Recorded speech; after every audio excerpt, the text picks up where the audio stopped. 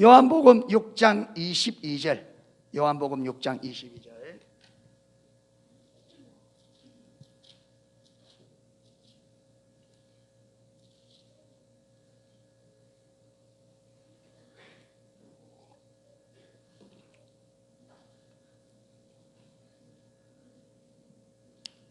(22절에서) 27절 말씀까지, 본문이 길지 않으니까 우리 같이 한번 읽었으면 좋겠습니다. 요한복음 6장 22절에서 27절 같이 읽도록 하겠습니다. 이튿날 바다 건너편에 섰는 무리가 배 한 척밖에 다른 배가 거기 없는 것과 또 어제 예수께서 제자들과 함께 그 배에 오르지 아니하시고 자기들만 가는 것을 보았더니, 그러나 디베랴에서 배들이 주의 축사하신 후 여럿이 떡 먹던 그곳에 가까이 왔더라.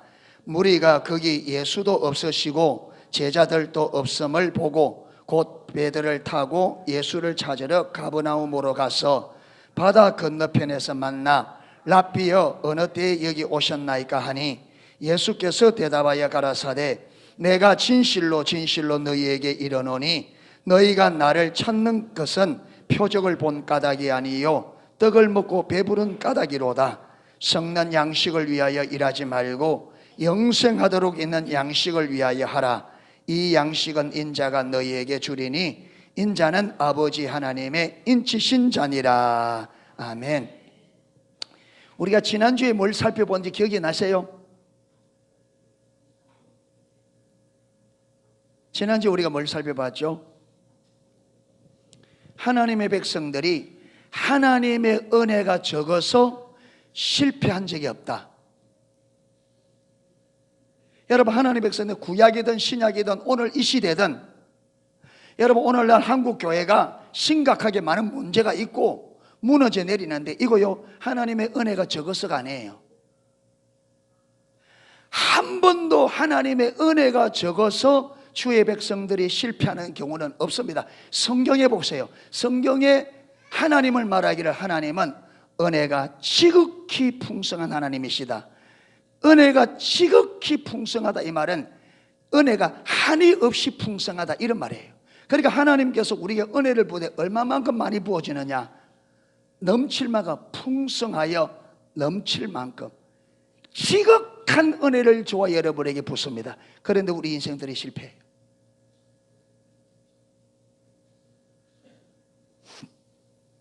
제가 요즘에 이 부분을 묵상하고 하는데, 제가 하나님 은혜 주세요 말을 더 못하겠더라고. 하나님 앞에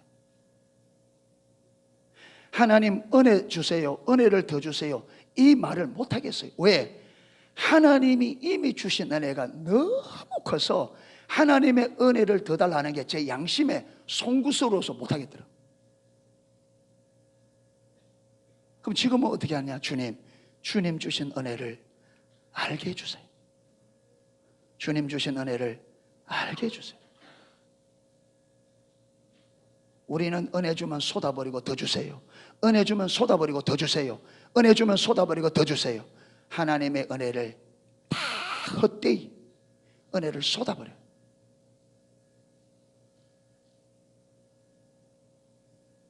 자, 보세요. 오늘 이 본문은 이 앞에 무슨 이야기냐면 오병이어의 기적입니다. 여자와 아이 외에 5,000명이 모였어요. 여러분, 이 역사학자들은 여자와 아이 외에 남자 20세 이상으로 60세까지 5,000명 모였으니까, 그때 여자들과 아이들을 다 합치면 아무리 숫자가 적어도 2만 명은 넘는다, 이렇게 보면 2만 명. 아무리 적게 잡아도 2만 명은 된다. 하루 종일 하나님 말씀을 듣고 저녁이 되었는데 제자들이, 주님 이제 이들이 오늘 말씀 듣는다고 하루 종일 굶주렸습니다. 이제 내어보내서 집으로 보내서 먹게 하셔야 됩니다. 그러게 예수님께서 하시는 말씀이 보낼 것 없다, 너희들이 먹을 것을 주라는 거예요. 그러니까 계산빨은 아마 인간적인 머리가 잘 돌아가는 빌립이 탁탁 해보니까 조금서 허기만 면할 정도로 주어도 이 무리를 주려면 200데나리온, 지금으로 치면 2천만 원 정도가 필요한 거예요. 그런데 2천만 원 돈이 어디 있고 2천만 원 돈이 있다 할지라도 그 당시에 이 많은 무리를 한 번에 먹일 수 있는 빵 공장이 어디 있겠어요? 불가능합니다. 그러니까 안드레가 조금 낫습니다. 안드레가 주여 여기 보리떡 5개 물고기 2마리인데 이것 가지고 어떻게 되겠습니까? 주님이 하시기는 하시겠는데 이 사람들 다 먹일 수는, 그러니까 주님을 모르죠. 그러니까 주님께서 무리 지어라 앉게 하라. 그리고 그걸 받아서 축산 후에 나눠주니까 그들이 배불리 먹고, 배불리 먹었다는 무슨 말이에요? 그들이 먹고 싶을 만큼, 하나님의 은혜는 지극히마다 모자라게 안 줘요. 먹고 싶을 만큼 실컷 먹었어요. 먹다가 남겼는데 그 남은 것을 딱 거두니까 얼마나 남았더라? 12광줄이 남았어요. 엄청난 기적을 행한 거죠. 그렇죠? 어린아이가 먹는 한 끼 도시락 가지고 2만 명이 배불리 먹고 12광주가 남는 엄청난 기적을 그들에게 행하셨습니다. 그리고 예수님께서 내가 무리들을 보내는 동안에 너희는 배 타고 빨리 건너가라 이래서 제자를 배 타고 보내고 주님은 거기서 기도하시다가 밤에 물 위를 걸어왔습니다. 그런데 그 다음에 이렇게 기적을 체험한 사람들이 그 다음날 아침에 일어나니까 어제 배불렀던 게 그대로 있어요? 쏘아 다 돼버린 거예요. 그러니까 또 어때요? 배고픈데 집에 먹을 것 없는데 누구인데 가면, 예수님이 가면 오늘 또 우리가 이 굶주린 허기를 면할 수 있겠지. 그래서 어제 그들이 예수님께서 무리를 보내고 제자들만 넘어가는 걸 보았으니까 어제 저녁에 주님께서 안 넘어왔으니까 우리가 그게 어제 그 자리에 가면 주님이 있겠다 싶어서 배를 타고, 여러분 그때는 노젓는 배잖아요. 열심히 져서 바다를 건너 가보니까 주님이 있어요 없어요? 밤에 주님께서 와버렸거든요. 물 위로 걸어서 제자들과 만나서 없으니까 다시 배 타고 다시 건너왔어요. 여러분 이게 보통 일이에요. 이게 여러분 그 갈릴리 호수가 조그만한 강처럼 그런 게 아니고 어마어마하게 넓어요. 건너왔다가 얼마나 많이 수고해서, 그래서 다시 건너와서 가버나움이라는 동네에 주님께서 가장 많이 사역을 했던 가버나움 동네에서 예수님 만났어요. 이들이 반가울까요? 안 반가울까요? 반갑죠. 그래서 반가워서 주님 언제 여기 왔습니까? 막 반가워하니까 주님은 반가워해요? 안 반가워해요? 하나도 안 반가워요. 그들은 주님이 반가웠어요. 왜 그들은 주님을 반가웠어요? 왜 주님이 반가웠어요?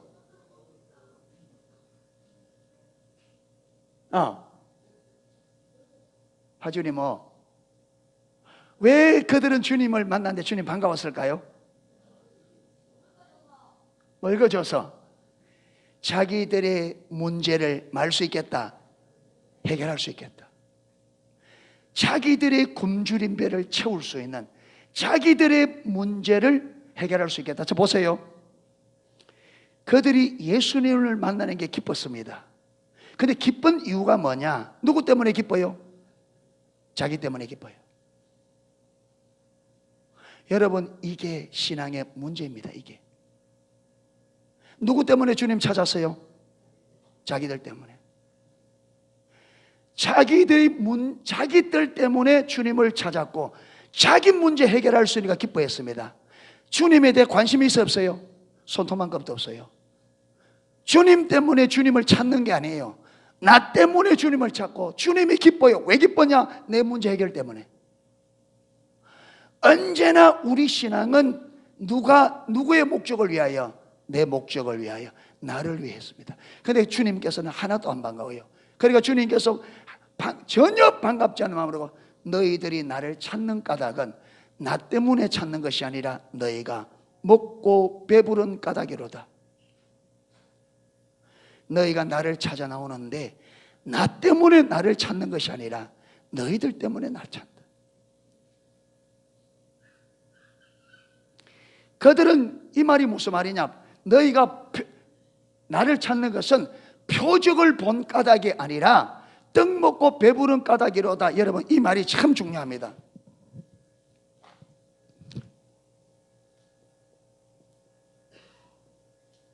여러분, 이 표적을 사인이라고 합니다. 사인. 사인은 이 사인이 아니고, 사인은 뭐냐면, 사인. 여러분, 그 축구 할 때나 특히 야구할 때 보면 감독이 선수가 나가면 자꾸 이래서 습니다. 이래서 하고 막. 그거요, 다른 데는 모르는데 그 팀에는 뭐예요? 그게 지금 감독이 선수에게 보내는 뭐예요? 사인이에요. 그들은 이걸 다 알아요. 주님께서 지금 우선 주님께서 500리의 기적을 한 것은 지금 하나님 백성들에게 예수님이 주인 되신 주님이 그 백성들에게 보내는 뭐라는 거예요? 사인이라는 거예요. 사인. 그러면 누가 알아들어야 돼요? 이스라엘 백성들이 알아들어야 되잖아요.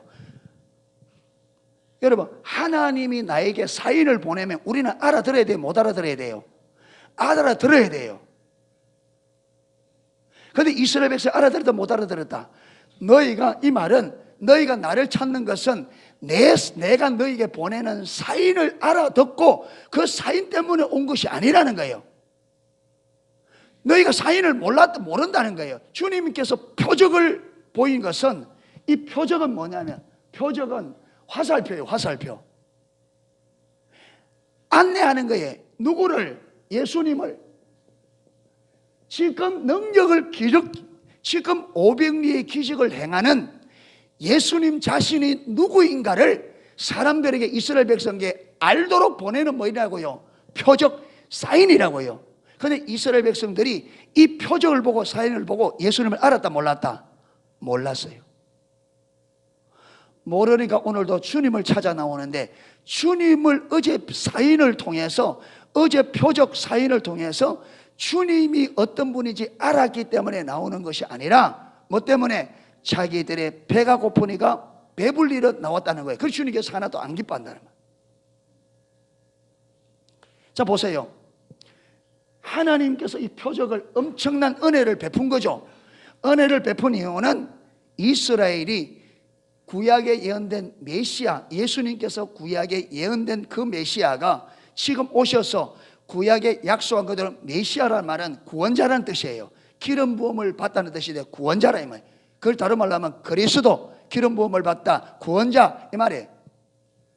지금 오셔서 메시아, 구약에 약속된 메시아가 약속대로 와서 지금 구약에 약속된 구원의 길을 가르치는데, 그들이 지금 구원을 경험하고도 구원자를 못 알아본단 말이에요. 지금 은혜를 받았어요. 은혜를 쏟아버렸어요. 은혜를 받아서 은혜를 쏟아버렸어요. 예수님께서 3년 동안 밤낮으로 밥을 먹을 겨를이 없을 만큼 많은 기적과 표적을, 그래서 요한복음 21장 25절에는 예수께서 행하신 일이 요한복음에 기록된 것 외에도 많으니 주님께서 행하신 것을 다 기록하면 이 세상이로도 두 개의 부족을 많고, 어마어마한 기적과 표적을 이스라엘 백성들에게 행하셨습니다. 무슨 말이냐? 엄청난 은혜를 이스라엘 백성들에게 부었다 이 말이에요. 그런데 그들이 예수를 믿더라 안 믿더라? 안 믿더라. 어떻게 된 거예요? 은혜가 적어서? 아니죠. 다 쏟아버린 거죠. 쏟아버린 거죠.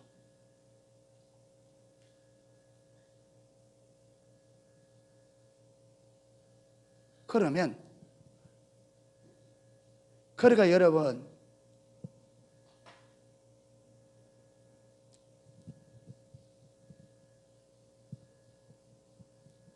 성경도 마찬가지 같고요. 우리 인생들은 구약이나 신약이나 지금이나 우리 인생들은 별 다를 바 없더라고요. 똑같은 인생이들이에요. 예수를 30년 믿은 사람이나 1년 믿은 사람이나 별 다를 바 없어요. 모태신앙으로 여러분 죽을 때까지 예수 믿은 사람이나 예수 믿은 지 1년 예언된 사람이나 별 다를 바가 없어요. 고집 부르는 거 똑같고, 예. 자기 하고 싶은 하고 똑같고,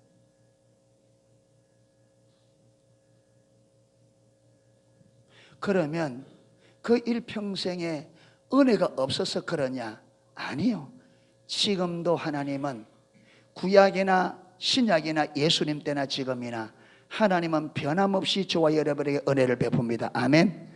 하나님은 언제나 공평한 분입니다. 할렐루야. 구약이나 신약이나 지금이나 하나님은 은혜를 공평하게 풍성하게 부어줘요. 그런데 우리가 그렇게 오래 예수 믿고도 왜 우리가 별 달라지지 않느냐?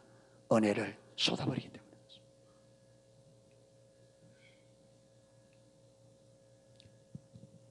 자, 그러면 오늘 풀어야 될 숙제가 뭐냐 하면, 무엇 때문에 이렇게 은혜를 쏟아버리냐? 도대체 이렇게 주님 주신 은혜를 쏟아버리도록 만드는 요인이 뭔가?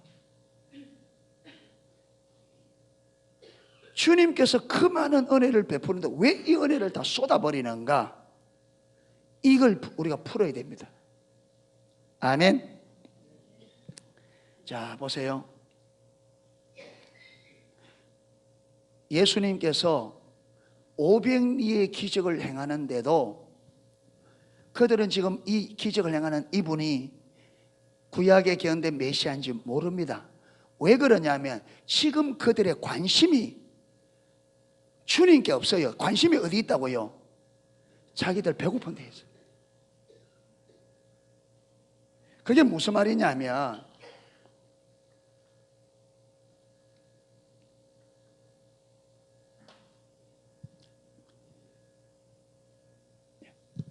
우리의 하나님의 은혜가 쏟아지는 이유는 뭐냐면, 우리의 관심을, 이게 뭐 마음이죠. 마음이 예수님께 가 있어야, 무슨 말이냐면 예수님을 알려고 하면 기적을 행할 때 도대체 저분이 어떤 분이기에 이 놀라운 기적을 행하나, 도대체 저분이 어떤 분인가, 이라고 우리의 관심을 주님께 두어야 주님이 보여요. 아멘. 우리의 관심사가 하나님께 있어야 하나님께서 자신을 우리에게 계시해요. 그런데 많은 사람들은 이 마음이 어디 있느냐 하면 누구에게 있어요? 자기에게 있어요. 자기에게.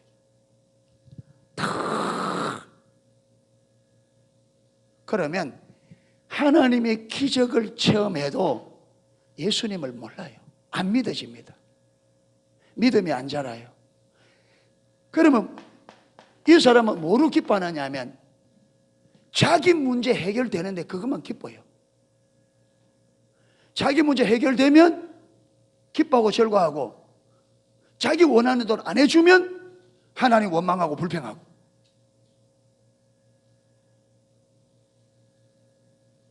그래서 저와 여러분이 내 관심사가 지금 어디 있는지 그걸 살펴야 돼요.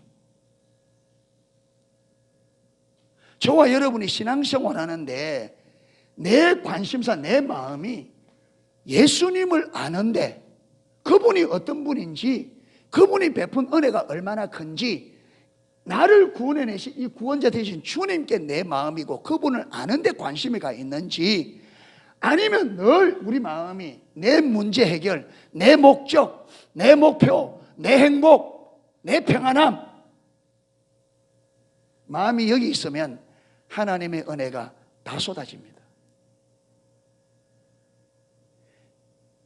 광야 이스라엘 백성들의 히브리서 3장에 보면 광야 이스라엘 백성들에게 하나님께서 너희가 40년 동안 하나님의 행사를 보았으나 40년 동안 하나님을 분노케 했다, 이래 나옵니다.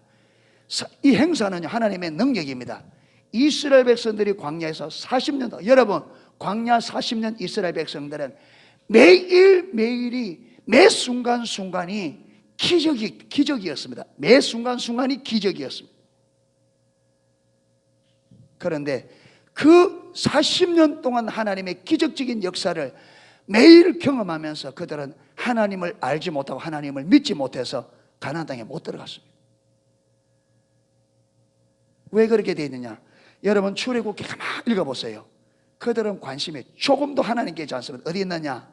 그들은요, 애굽에서 10가지 큰 재앙으로 그들을 바로의 그 억압에서 종살이에서 건져냈는데, 이 건져내신 하나님께 대해서는 여러분, 그분이 어떤 분인지, 그분이 우리를 왜 건져냈는지, 하나님이 그분이 왜 우리를 건져냈는지, 건져내신 목적이 뭔지 관심 없어요. 어디 관심이 있느냐? 그들은 늘 자기 눈앞에 있는 환경이었습니다. 홍해 앞에 오니까 죽었다고 난리치고, 거기에 건져놓으니까 내준 마라의 선물에서 물 쓰다고 난리고, 조금 가니까 양식 떨어졌다고 난리고, 조금 가니까 목마르다고 난리고, 조금 가니까 고기 먹고 싶다고 난리고, 언제나 그들이 여러분 고함치고 소리치고, 여러분 원망 불평하는 문제는 무슨 문제예요? 언제나 자기들이 원하는, 육신이 원하는 이거 안 채워진다고 언제나 불평불만이었습니다. 언제나 그것이 그들의 여러분 삶의 목표였고, 그것이 삶의 중심이었고, 온갖 관심이 거기에 있었습니다.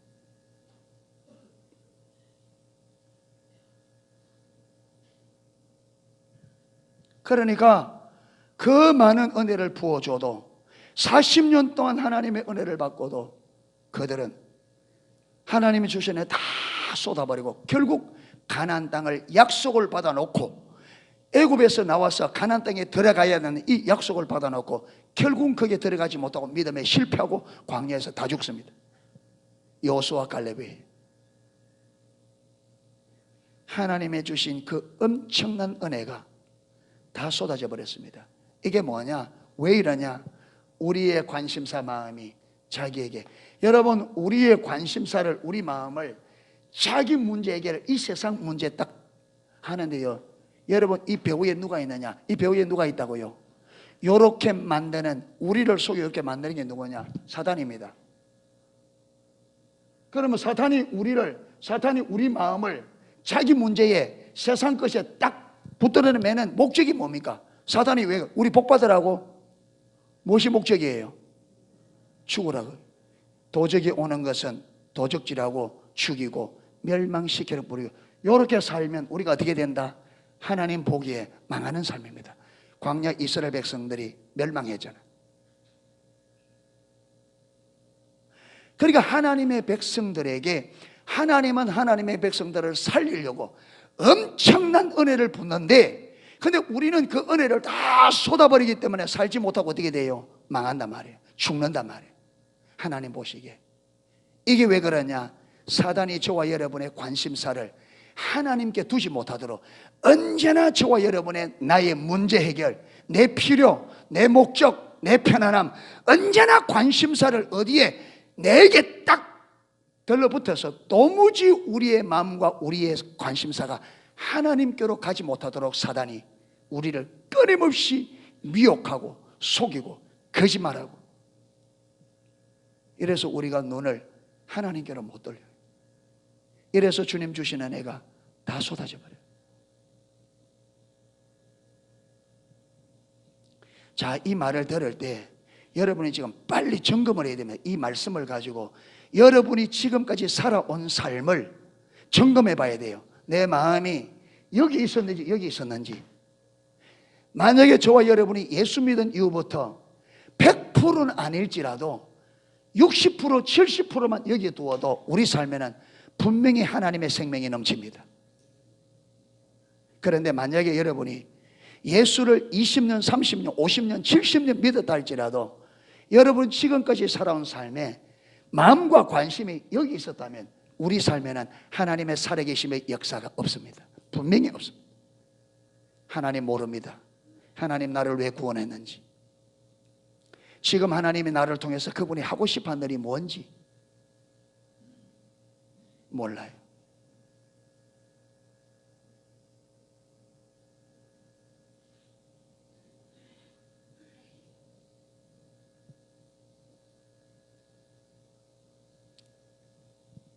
여러분 이게 무슨 말이에요? 이게 내 마음과 내 관심과 내 마음이 자기에게 있다 이 말은 내가 내 인생에 뭐라는 말이에요? 주인이란 말이에요. 이게 다른 말로 하면, 이게 다른 말로 뭐라고요? 자기 중심적 삶, 자기 중심적 삶이에요.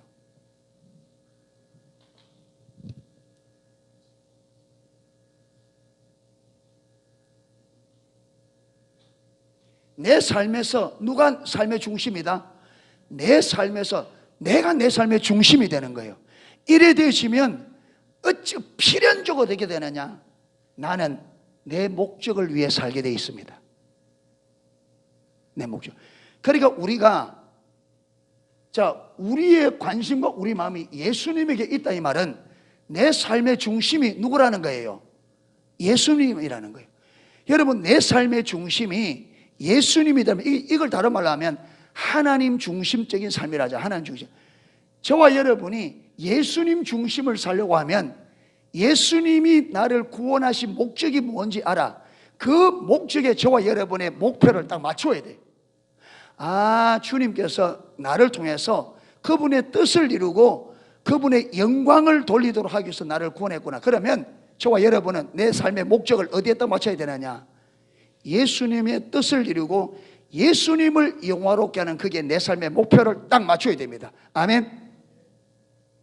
그래야, 그래서 모든 사건에 주님이 이 사건을 통해서 어떻게 영광을 받으시려고 하고 이 사건을 통해서 주님이 어떻게 뜻을 이루려고 하지, 이렇게 보아야 그 사건이 보입니다. 주님이 왜 이렇게 하는지. 그래야 하나님을 알아요. 아멘. 언제나 여러분 내 중심에 되어 있으면 하나님이 내 주위에서 놀라운 일들을 하더라도, 홍해가 갈라지는 역사를 보고도 이스라엘 백성들이 하나님을 믿지 못했습니다. 왜 그러냐? 초점이 여기 있으면 기적 경험한다고 믿어지는 게 아니에요. 기적은 하나님께서 하나님 자신을 내게 계시해 줘야 돼요. 아멘. 기적 일어난다고 믿어지는 게 아니에요. 여러분, 여기서 죽은 자가 살아나는 이거 보면 하나님 믿어질 것 같습니까? 안 그렇습니다. 하나님이 하나님 자신을 알도록 우리에게 깨닫게 줘야 돼요. 아멘. 그럼 누구에게 깨닫게 주느냐? 마음과 관심을 누구에게?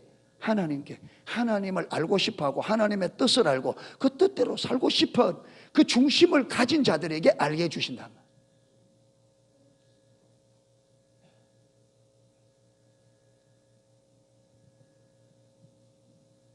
그래서 여러분, 500여의 기적을 행하고도 그 엄청난 역사를 일으키는 주님을 보고도 알지 못하는 이 백성들이 왜 그렇게 되느냐? 그들은 관심이 어디에 있었다고요? 자기들 배 채우는. 그러니까 주님께서 너희가 나를 찾는 까닭은 표적을 본 까닭이 아니에요. 내가 누구인지 알기 때문에 오는 것이 아니라 먹고 배부르기 때문에. 오늘도 너희가 너희 허기진 배를 채우기 위하여 너희들의 문제 해결을 위해서 내게 오는구나. 그러면서 하는 말이, 성난 양식을 위하여 일하지 말고 영생하도록 있는 양식을 위하여 일하라. 자, 한 군데 더 보겠습니다. 마가복음 10장입니다.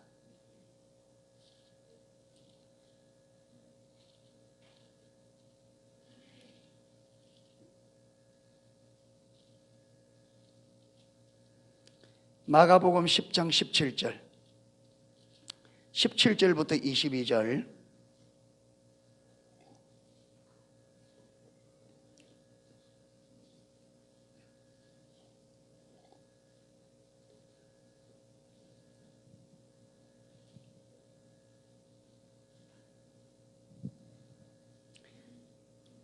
교독하시겠습니다. 제가 앉고 여러분 앉아 읽으시고요.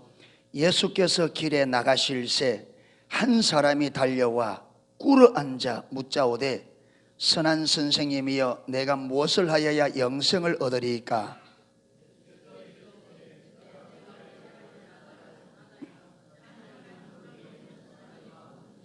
네가 계명을 안 하니 살인하지 말라, 간음하지 말라, 도적질하지 말라, 거짓 증거하지 말라, 속여 취하지 말라, 내 부모를 공경하라 하였느니라.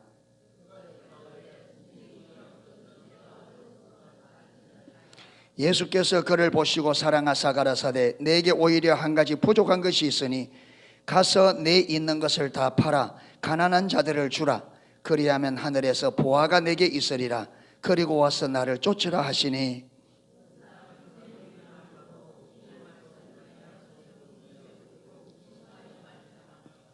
아멘. 여기 보면 여러분 그 책에 기도 이 제목이 있죠. 뭐라고 돼 있어요?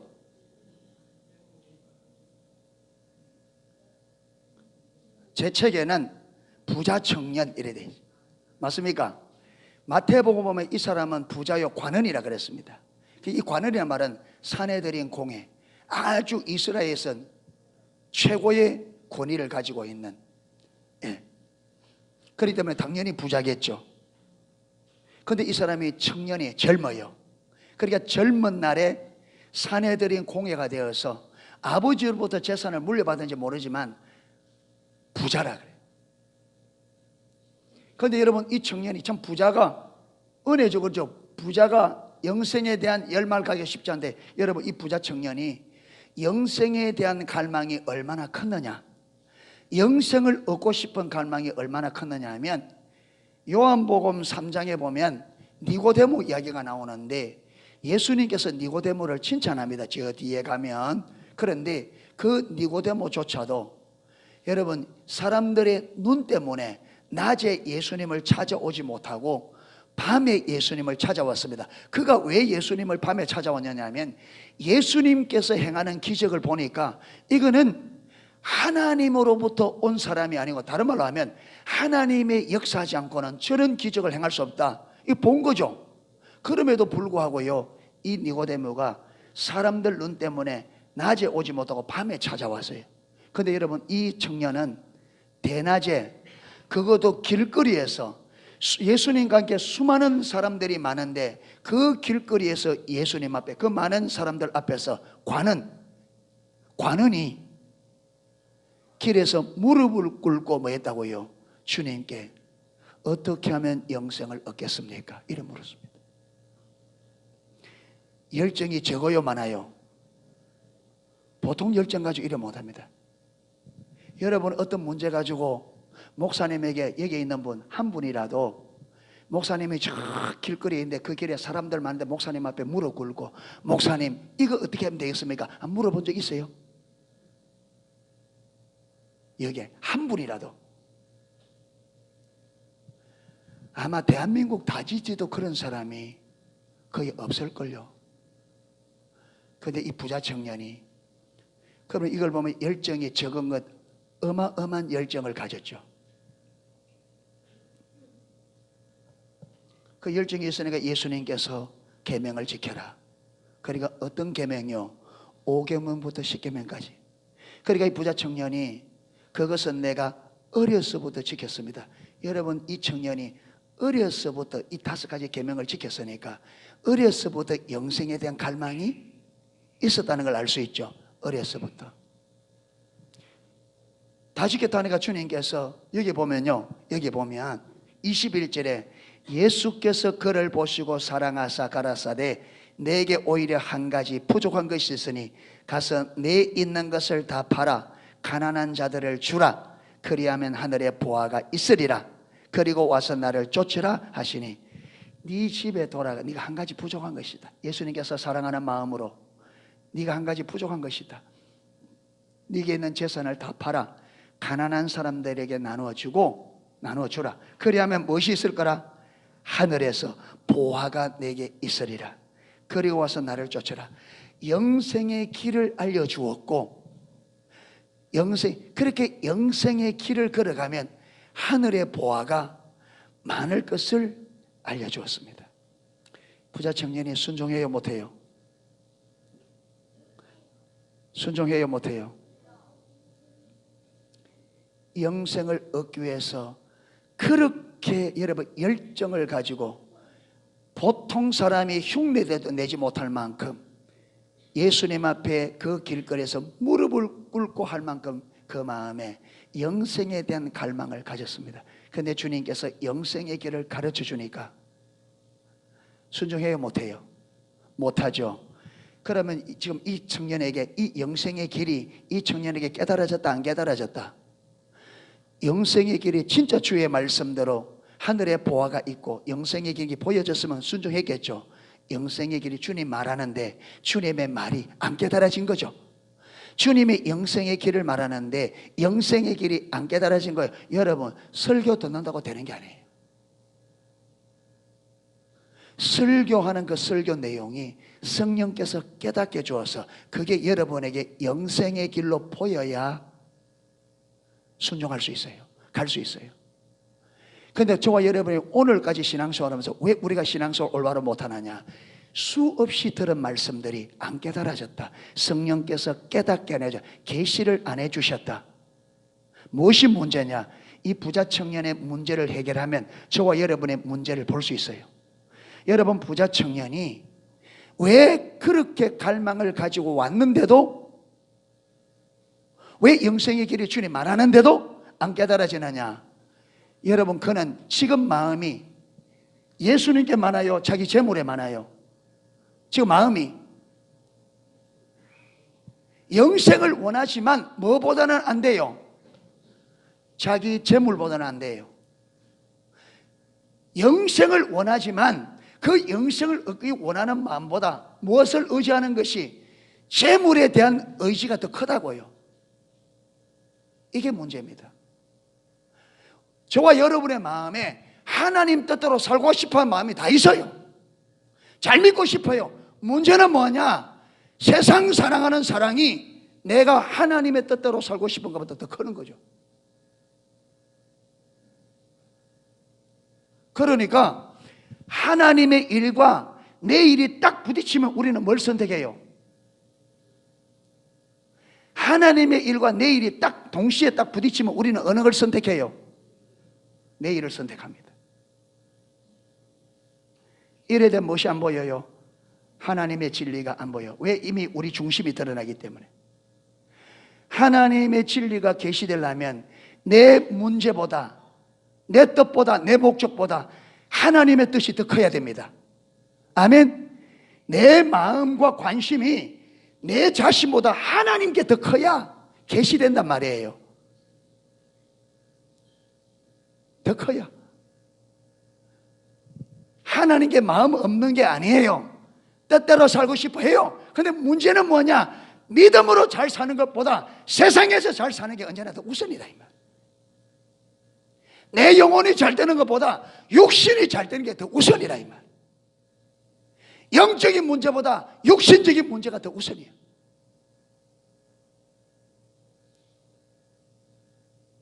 이렇게 되면 세월이 아무리 가도 하나님의 진리가, 하나님 나라 비밀들이 안 깨달아져요. 그럼 어떻게 되느냐? 우리는 종교 생활하게 되어 있습니다. 종교 생활. 교회 와서 주일날 교회 오는 게 신앙생활인 줄 압니다. 그거 신앙생활 아니에요. 그 신앙생활의 한 열매는 돼서 그게 신앙생활이에요. 신앙생활은 여러분, 예수님이 어떤 분인지를 알아 내가 그 주님을 전적으로 신뢰하는 게 믿음이에요. 우리 믿음이란 말은 믿는다는 말이잖아요. 신앙생활, 믿을 신, 바라볼 앙. 하나님을 믿고 하나님을 바라보는 그게 신앙생활입니다. 아멘. 그럼 믿음이라는 게 무슨 말이냐? 주님을 내가 실질적으로 경험적으로 하나님의 계시로 그 주님을 실질적으로 알아서 내가 그 주님을 내 인생의 전부를 걸고 믿는, 그게 성경이 말하는 믿음입니다. 그런데 우리는 주일날 교회 와서 예배드리고 수요일날 교회 오고 기도하고, 그게 여러분 행동, 그게 행위, 그게 믿음인 줄 압니다. 그게 믿음이 아니에요. 그거는 믿음을 위한 수단입니다. 수단. 1년에 주일 한 번 안 빠져도 그가 여러분 예수님을 알고 그 예수님께 내 모든 것을 걸고 믿지 않으면 그 1년 동안 한 번도 안 빠지는 그 행동은 하나님 앞에서 아무런 소용없습니다.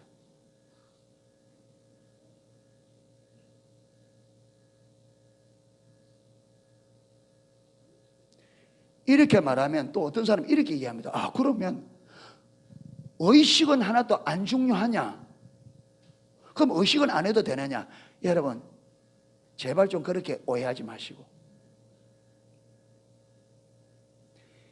예수님을 알고 예수님을 전적으로 신뢰하는 사람이 예수님의 말씀에 안식일을 거룩히 지키라고 했는데 그거 안 지키겠어요?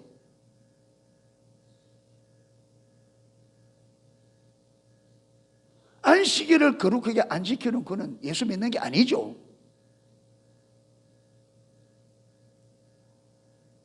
믿음과 행동은 반드시 만다. 같이 가게 돼. 그래서 여러분 로마서를 읽고 오해했던 사람들이 마음으로 믿고 입으로 구원받는다, 이렇게 구원받았다, 나는 아무렇게 살아야 된다 막 사니까 야고보 사도가 행함이 없는 믿음은 그 자체가 죽은 거라. 그런데 문제는 뭐냐면 행동한다고 다 믿음이냐? 아니에요. 어디서 행동이 나와야 된다고요? 믿음에서 나와야 돼요. 아멘. 예수님을 실질적으로 알아. 그분을 내가 믿는 믿음에서 나오는 행동이라야 이 행동이 주님 앞에 의미가 있지, 주님을 모르고 그저 여러분 오늘 이것처럼 부자 청년처럼 내 목적과 내 유익을 위해서 이렇게 하면 복 주겠지, 이렇게 하면 내 문제 해결해 주겠지, 이렇게 하면 우리 자식 복 주겠지, 이렇게 하면 우리 가정 하나님 건강 주시겠지, 이렇게 하면 우리 가정 우리 사업 복 주시겠지, 이래서 여러분 억지로 어거지로 오기 싫은 거 해서 와서 그냥 안 빠지고 꼬박꼬박 하면 이게 믿음인 줄 아는데 그 믿음 아니에요. 하나님 그런데 관심 없습니다. 아까 그랬잖아요. 그들이 주님 만났을 때 그들은 주님을 반가워했대. 주님 그들을 반가워했다 안 했다? 안 반가워. 그렇게 자꾸 나가면요 하나님이 우리 오는 걸 부담스러워합니다. 이사야 1장에도 그렇죠.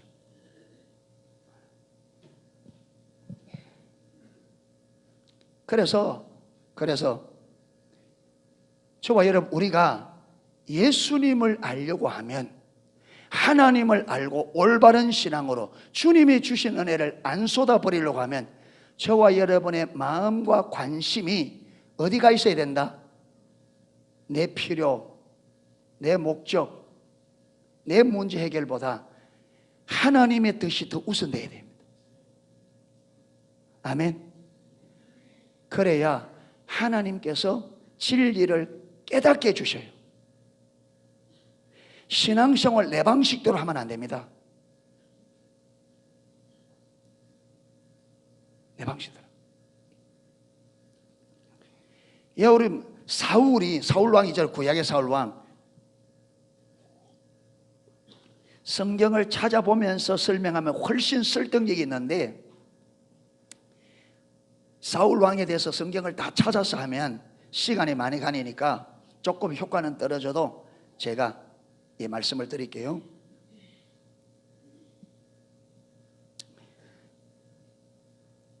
여러분 사울왕이 두 번의 하나님 불순종으로 버림받습니다. 첫 번째 불순종이 뭐냐 하면 블레셋과의 전쟁에서 붙었는데 사무엘이 내가 가서 기도해 줄 테니까 기다려라 이렇게 했는데 저 블레셋의 군사들은 바닷가에 모래처럼 숫자가 많고 사울의 군사들은 전부 다 끌고 모두 3,000명이에요. 그런데 그 가운데 이 골리앗이라는 장사가 나와서 40일 동안 아침 저녁으로 괌을 지르고 나와봐라 나하고 한판 붙지 않았는데 이스라엘에 그렇게 붙을 수 있는 장수가 하나도 없어요. 그러니까 시간이 지나갈수록 사울의 군사들이 무서우니까 점점 빠져나가요. 도망가는 거예요. 그런데 사무엘이 오기로 한 그날에 사무엘이 안 오는 거예요. 사울 왕이 기다리다가 한계가 온 거예요. 더 이상 못 기다리겠다. 그래서 사무엘이 와서 제사장이 제사를 드려야 되는데 사울 자기가 뭐 해버려요? 제사를 지내버려요. 이때 사무엘이 나타나서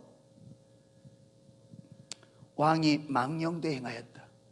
왕이 할 수 없는 일을 행했다. 그러면서 하나님께서 왕을 버릴 거랬어요. 그런데 하나님께서 한 번 더 기회를 줍니다. 한 번 더 기회를 주는데 아말렉 족속을 사울 왕의 손에 붙여줄 테니까 가서 아말렉 족속을 하나님이 왕의 손에 붙여주는데 아말렉 족속을 사람이든지 징성이든지 하나도 살려두지 말고 다 마라. 다 진멸하라. 그래서 전쟁이 나갔는데 하나님께서 아말렉 족속을 사울 왕의 손에 붙여줬습니다. 대승리를 거두었습니다. 아각 왕을 살렸습니다. 그리고 성경에 보면 사울이 좋은 것과 살찐 것을 죽이기를 기뻐하지 아니했다. 그래서 살찌고 좋은 심정들 살렸어요. 프로테지를 보면요, 그 많은 사람들 중에 누구를 살렸고, 아각 왕 한 사람 살렸고, 그 많은 짐승 중에 살찌고 좋은 거 소수 남겼습니다. 순종으로 보면 97% 순종했습니다.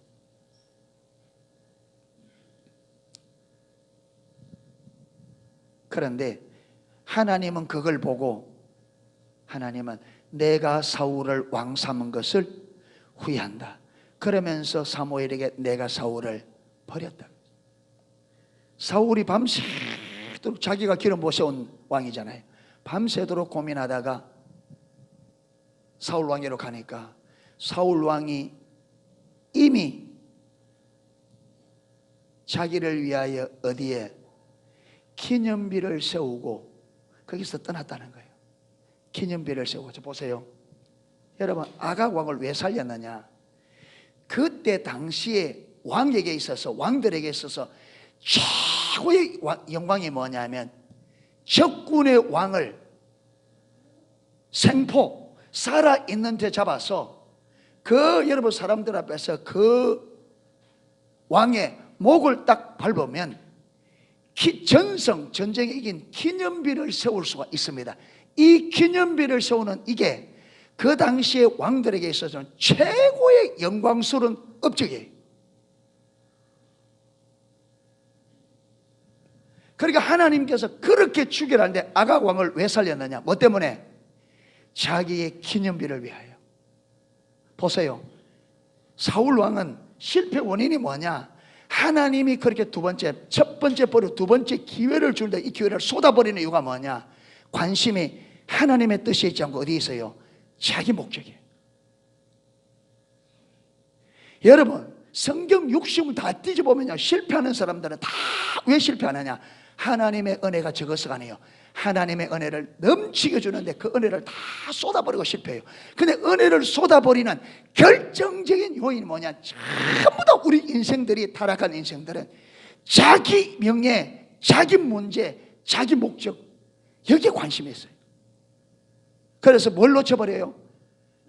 하나님의 뜻, 하나님의 목적. 지금 하나님께서 왜 자기에게 기회를 주는지, 왜 두 번째 기회를 주는지, 하나님 마음이 뭐며 하나님의 뜻이 뭔지 여기에 관심이 없어요. 관심이 어디가 있어요? 자기 목적. 그러니까 하나님께서 두 번 기회를 주는데도 또 놓쳐버리는 거죠. 왜? 관심이 여기서 주님께로 돌아가야 이 기회를 잡을 수 있는데, 여전히 관심이 자기에게, 관심사가 자기 목적, 자기 명예, 자기 문제 해결, 여기만 있어다 보니까 이게 안 돌이켜지는 거예요.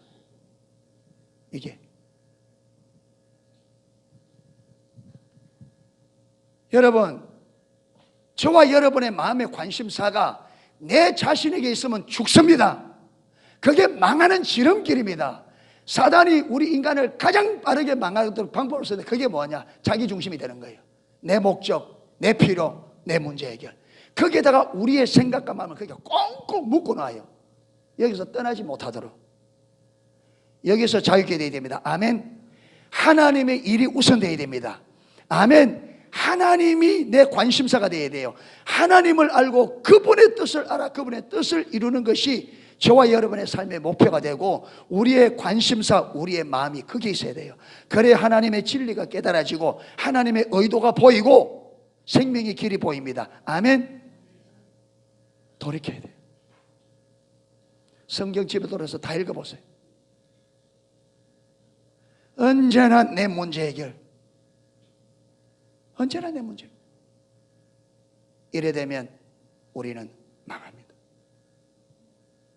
이것 때문에 실패해요. 사울 왕이 실패한 것, 부자 청년이 실패한 것, 여러분 그 많은 무리들이 실패한 이유가 뭐냐? 그들 자신에게서 눈을 돌려 주님을 바라봐야 되는데 주님을 바라보지 못해요.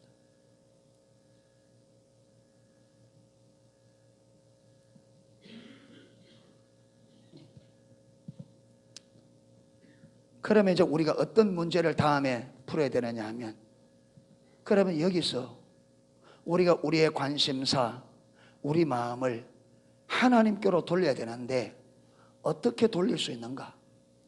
이게 문제잖아요. 이게. 여러분, 이 많은 사람들이, 이 부자 청년이 그 열정을 가지고도 실패하는 거 보면 여기서 돌이키는 게 쉽다? 쉽지 않다? 간단하지 않아요.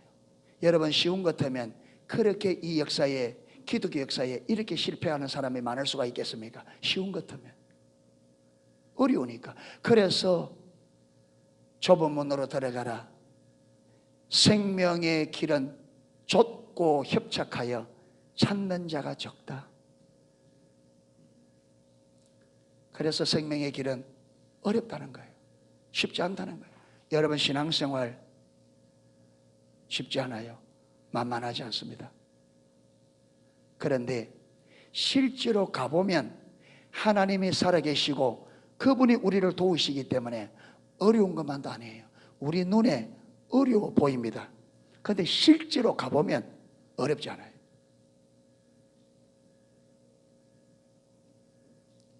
이래서 2019년도는 하나님의 은혜가 쏟아지지 않기를 축복합니다.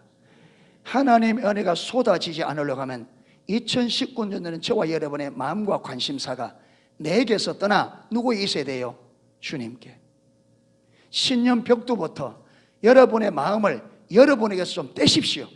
그리고 주님께로 좀 돌릴 수 있기를 축복합니다. 주님이 뭘 원하는가? 주님이 내 삶에 뭘 하기 원하는가? 어떻게 하면 좀 주님을 기쁘시게 할 수 있을까? 어떻게 하면 주님의 뜻을 좀 이룰 수 있을까? 그게 좀 관심을 가져주시기를 축복합니다. 그래야 돼요. 그래야 진리가 비춰지고 천국의 비밀들이 계시되어지고 믿음의 길들이 깨달아지고 보여집니다. 아멘. 그래 우리가 승리할 수 있어요. 그래서 다음 주에는 어떻게 하면, 하나님은 어떻게, 여러분, 하나님에게는 길이 다 있습니다.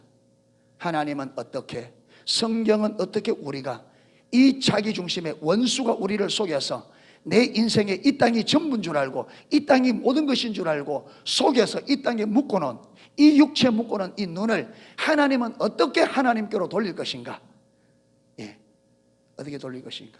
이제 그걸 찾아서 2019년도는 정말로 주의 길을 따라서 우리 마음이 주님께로 돌아갈 수 있게 축복합니다. 그래서 2019년도는 주님 주신 은혜가 우리에게 은혜가 은혜 되도록, 할렐루야, 은혜 주신 목적들이 우리 삶에 이루어질 수 있기를 주님의 이름으로 축원합니다. 예, 찬양을 하고 기도하도록 하겠습니다.